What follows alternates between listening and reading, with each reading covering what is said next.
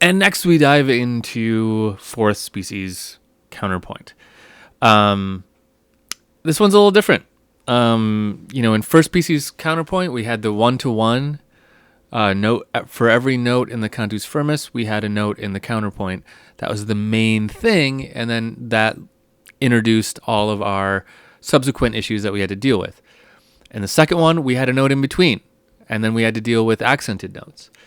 In third species counterpoint, we had 3 notes in between each note. So 4 notes for every one note in the cantus firmus, and that led to a couple of issues that we had to deal with. Now we're done with the note-to-note kind of issue and kind of multiplying that out the way we have been. What we're going to look at now in fourth species counterpoint, our major thing that we're going to have to deal with here is suspensions. Now, we're going to spend a lot of time talking about suspensions in the next couple of videos. But suspensions come about because we can now do rhythmic displacement, meaning we can do note to note like first or second or even third species counterpoint, but what we can also do is let the notes be a little wishy-washy in terms of their rhythm. We can kind of lay back on the exact rhythms of the counterpoint. Let me give you an example here. So let's put here, let's start this off with a rest. And then an octave. So let me go back and make that a rest. Okay. So we have D to D. Okay. Octave. Now what I can do, so it would look like here I'm setting us up for second species counterpoint, right? Because we have an octave here, it looks like we're going to do whole notes, or half notes in the counterpoint. And we could, but let's do a combination of whole notes and half notes, but a little different. Check it out. So what note should I do here? Let's do another D as a half note. And then let's tie those together. So what do I have here? I have essentially a whole note because I have 4 beats right here. So I have D, D holding all the way past this A, right? That makes a fourth here, which is technically a dissonance, right? So my D was a consonance because it was an octave, and then here it became a dissonance. So now we have notes that can change from consonant to dissonant throughout while they're sustaining, because we can just kind of shift the rhythm here, and this is called rhythmic displacement. Now when we do this, we have to resolve it, and this shift here is called a suspension. So now it resolves to a consonance, because now A to C is a third, and that's a consonant. But let's keep going. What if I did the same thing again? So here we have a consonance. Now we have a G to C, that's another fourth. So this consonance now became a dissonance through rhythmic displacement. So now I have to make sure that that resolves, and doing it to, a B would give us another third, and that would be a mighty fine thing to do. Let's keep going. Here we have an F. So if I suspend this over in the same way, my B was a consonance. Now it's going to become a dissonance, but now it's going to become a tritone, a diminished fifth. That might be a little more than I want to chew on right now. So let's not do it. Let's break the pattern, because we can do that. That's another thing we can do in fourth species counterpoint. I've got half notes. I've got whole notes displaced because they're going over the bar line and tied together, right? But now let's just do a half note. So I've got a consonant here of a third.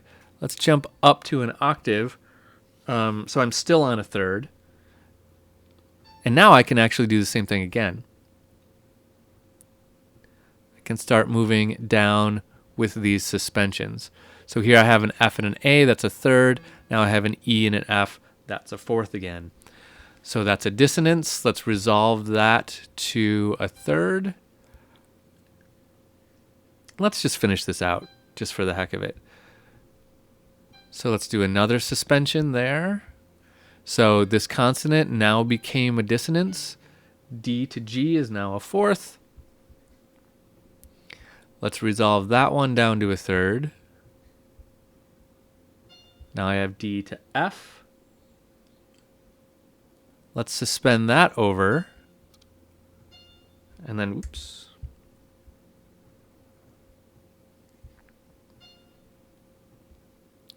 And now I have F to F. So that makes an octave. So here we suspended a consonant here, D to F, our third, into another consonant, right? That's to an octave.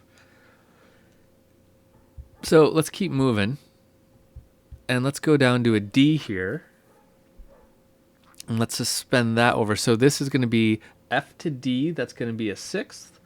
And let's suspend that one over. And then we're going to make a seventh with the next note. Because now we have E to D. Right? That's a seventh. That's a dissonance. It's an okay dissonance. But we got to resolve it correctly. It's got to go down to a sixth. We're going to talk about more about how these dissonances work.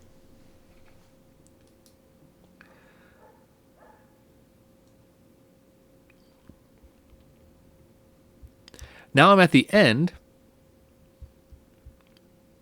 So let's wrap this up. Oops. By just going to... Oops. An octave again. Okay, so I went to an octave for the end. Now I got one little error in the end, and the error is not a new thing. This is a thing we saw in previous counterpoints. If you can spot it, then you win the gold star. If you want to take some guesses, pause the video and give it a shot. Let me try to get the whole thing in here. Here we go. All right, there's the whole thing. See if you can find the error. Pause the video, take some guesses, figure it out, and then I'm going to tell you. Okay, so now I'm going to tell you. What key are we in?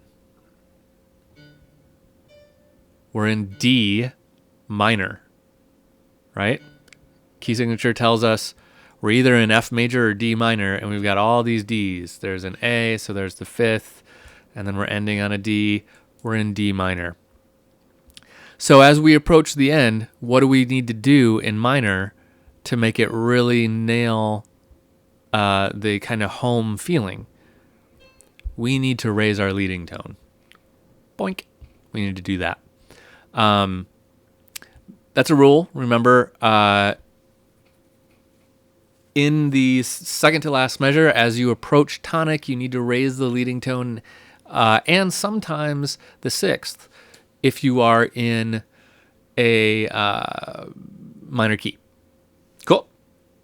Okay, let's hear it.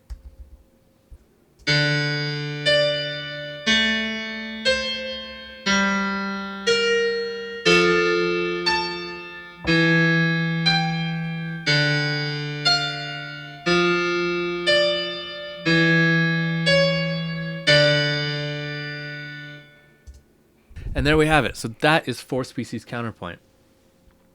So next, let's talk more about the actual definition of a suspension and what that means when we have a suspension happening in our counterpoint.